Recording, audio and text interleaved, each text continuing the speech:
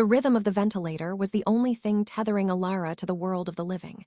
It was a rhythmic, mechanical hiss-click that filled the silence of the private suite. She couldn't move her limbs. They felt like leaden weights pinned to the mattress. She couldn't speak. She could only watch the ceiling through a hazy veil of pain and medication. She had been broken. That's what the newspapers said. The ward of the wealthy Blackwood family, the girl destined to marry Luca's Thorne, the heir to the Thorne conglomerate, had been disgraced in a brutal assault 4 months ago.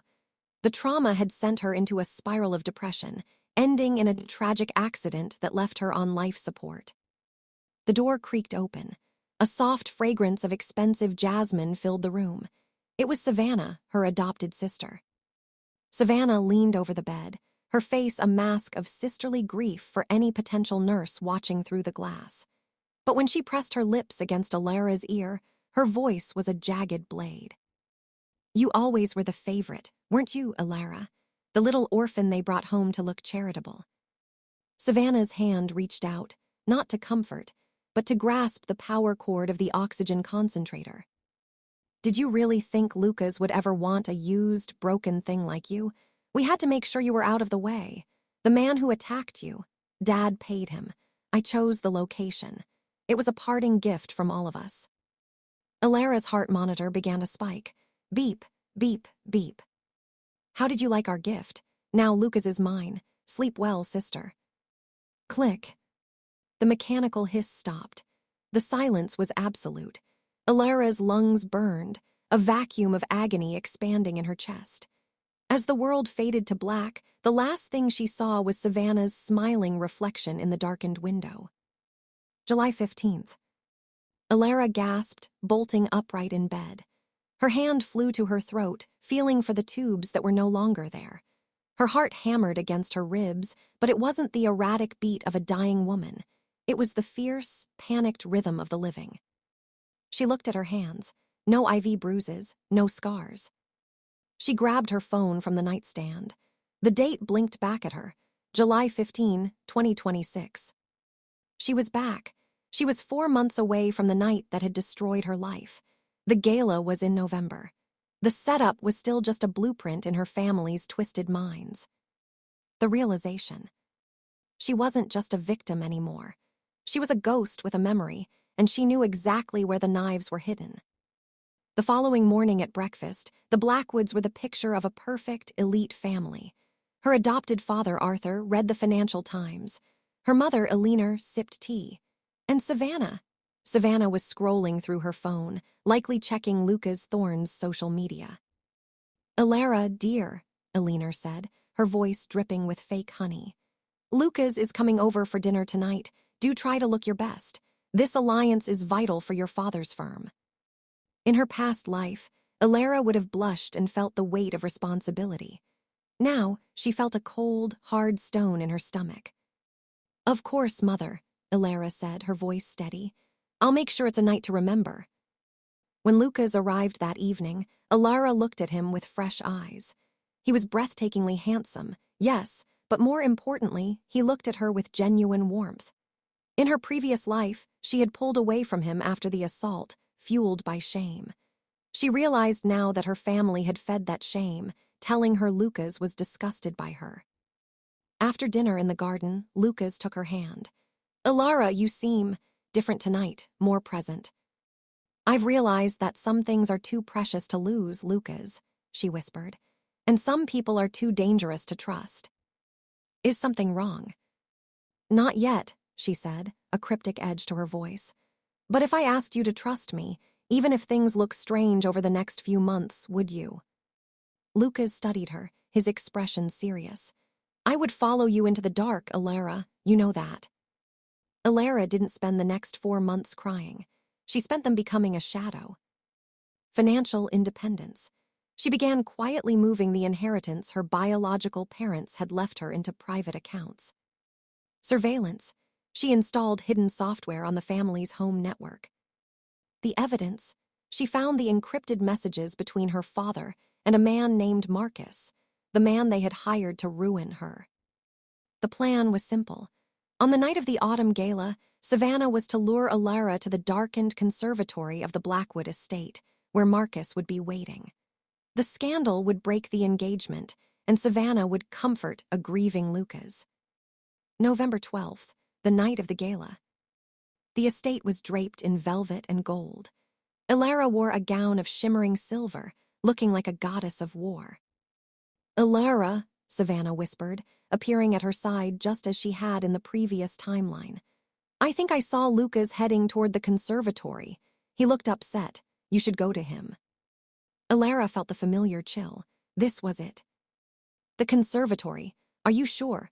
Alara asked, feigning concern. "Yes, go, hurry." Alara turned, but she didn't go to the conservatory.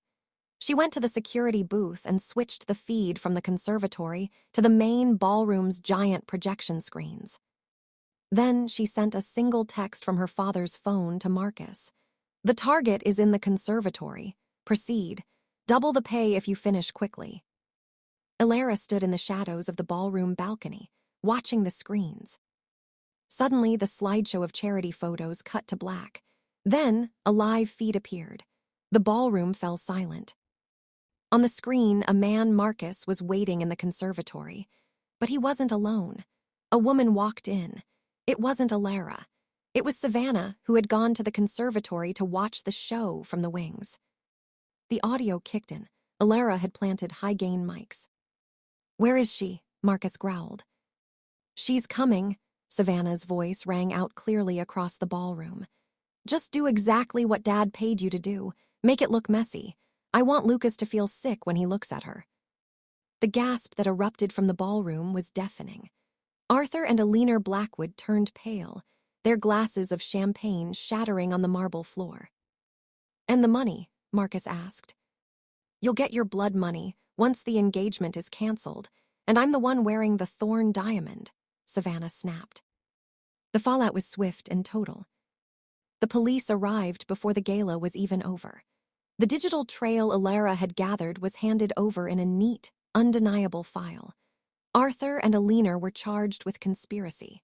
Savannah, caught on camera admitting to the entire plot, was ruined before she even left the conservatory. Alara stood on the front steps of the estate as the flashing blue and red lights illuminated the autumn leaves. Lucas walked up to her, shedding his tuxedo jacket and wrapping it around her shoulders. "You knew," he said softly, "the whole time." "I knew what they were capable of," Alara replied, her voice finally free. "I just had to make sure the world knew, too." Lucas looked at her, not with pity but with a profound, newfound respect. "What now?" "Now," Alara said, a small, sharp smile touching her lips, "I live." The wedding was nothing like the cold, corporate merger the Blackwoods had planned in Alara's previous life. Held on a private cliffside at sunset, there were no paparazzi, no strategic business partners, only the people who truly cared for them. Alara walked down the aisle not as a pawn, but as a queen who had reclaimed her own throne. When Lucas took her hands, his eyes were wet with emotion. "In another life, I might have lost you," he whispered, his voice thick. "In this one, I will spend every second making sure you are found, loved, and safe." As they exchanged rings, Alara felt the last vestige of the broken girl fade away. She wasn't a victim of a setup. She was the architect of her own destiny.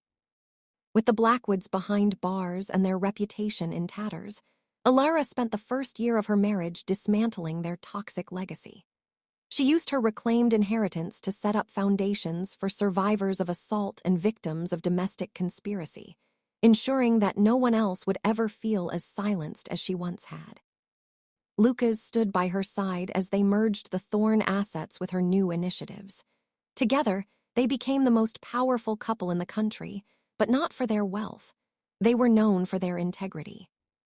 "We've done enough for the world for a while, haven't we?"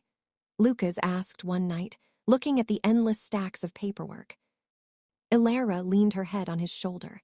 "I want a place where the world can't find us." 2 years later, the Thorn mansion was filled with a sound Alara never thought she'd hear in her first life: the healthy, robust cry of a newborn. They named him Leo, Holding him, Alara felt a fierce, protective instinct that surpassed even her desire for revenge. A year later came Maya, a girl with Lucas's eyes and Alara's stubborn spirit. As the children grew, the glare of the public eye began to feel like a burden. The press followed their every move, and the ghost of Savannah's betrayal, though long buried, made Alara wary of the elite circles they moved in.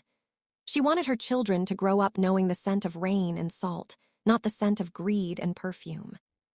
In the 3rd year of their marriage, Lucas surprised Alara with a leather-bound folder. Inside were coordinates to a small, lush island in the South Pacific, a place not found on most commercial maps. "It's called Isla de la Luz, Island of Light," Lucas said. "It has a freshwater spring, a small villa, and miles of white sand. No cell towers, no board meetings, just us." They began the Great Transition. They stepped down from their corporate roles, handing the reins to trusted mentors, and liquidated their massive estates. They didn't need the skyscrapers anymore. They needed the horizon. The simple life was more beautiful than any gala. On the island, Alara traded her designer gowns for linen shirts and bare feet. Their mornings were spent in the garden, teaching Leo how to plant tomatoes and Maya how to track the tide. Lucas, once the most feared CEO in the country, became a man who built wooden boats and read stories by the fire. There were no whispers here. No one is looking for a weakness to exploit. There was only the sound of the waves and the laughter of their children. Alara found that she finally stopped looking over her shoulder.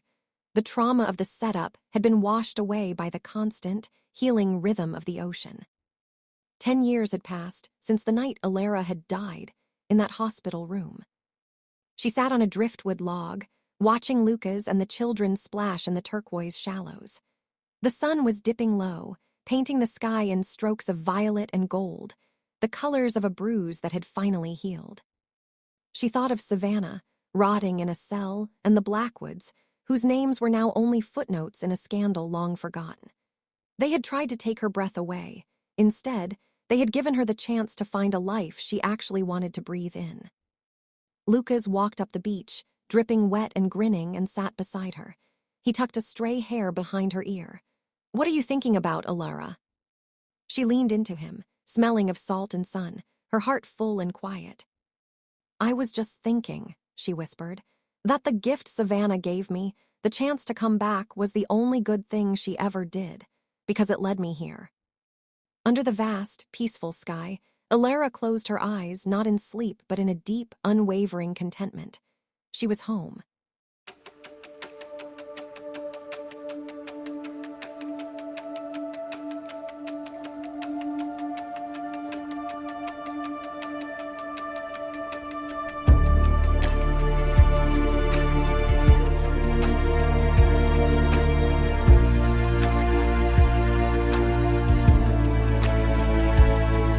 The mechanical hiss was the pulse of my breath, trapped in a room at the edge of my death. Savannah leaned in with the scent of cheap grace.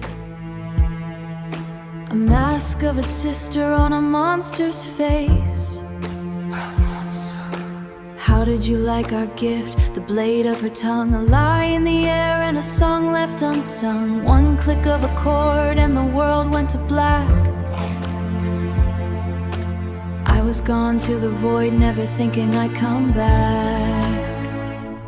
But I'm standing in the light, I'm free once again. I've traded the end to sec for the scent of the rain. I'm reborn from the fire, I'm the architect now, with the crown on my head and a steel-hearted vow. Everything's beautiful, everything's new. I'm finally living a life that is true. I found the encrypted files, I found the receipt. I turned their gala into their own receipt. I turned their gala into their own defeat. The screen showed the truth, the ballroom went cold as the story of blood money finally was told. I saw the lights flashing, a beautiful sight, to see all the shadows turn into the light. Far from the gala, far from the greed, on a small patch of heaven with all that I need. Leo and Maya are building in the sand with Lucas's heart and with Ilara's hand. The past is a phantom that cannot take hold. In a kingdom of light and of violet and gold. And I'm standing